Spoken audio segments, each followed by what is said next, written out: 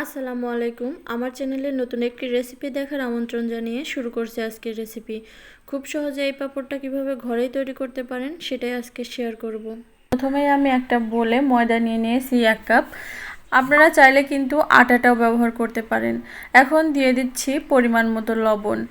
Just এতটুকুই, শুধুমাত্র ময়দা আর লবণ দিয়েই কিন্তু এই পাঁপড়টা তৈরি করে নেওয়া যায়।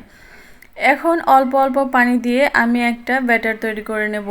আর এই ব্যাটারটা কিন্তু একেবারে বেশি পাতলাও না, আবার একেবারে বেশি ঘনও না, এই যে এরকম কনসিস্টেন্সিতে রাখতে হবে।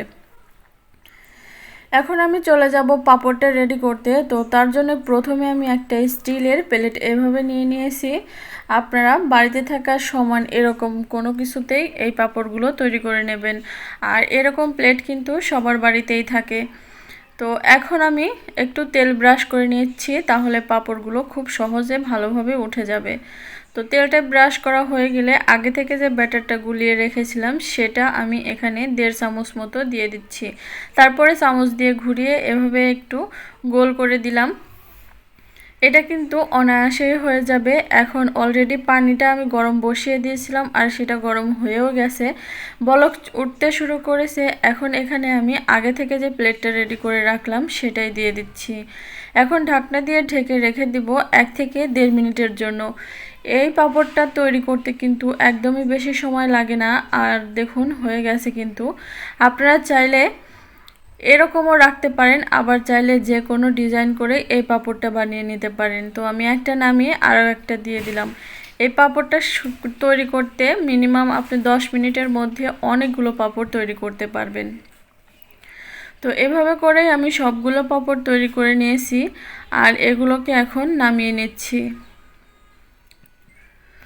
বাড়িতেই যদি এত সহজে পাঁপড় বানানো যায়, তাহলে বাইরে থেকে কেন পাঁপড় কিনবেন আপনারা অস্বাস্থ্যকর উপায়ে তৈরি, বলুন।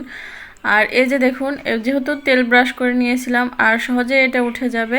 আর কতটা পাতলা হয়েছে সেটা তো দেখেই বুঝতে পারছেন। এখন একটা কুকি কাটার দিয়ে আমি এইভাবে ডিজাইনটা করে নেব। আপনারা চাইলে ছুরি দিয়ে যে কোনোভাবে আপনারা ডিজাইনটা করে নিতে পারেন, যেভাবে ইচ্ছে হয়, যে ডিজাইনটা পারেন আপনারা সেরকম করে ডিজাইন করে কেটে নিতে পারেন।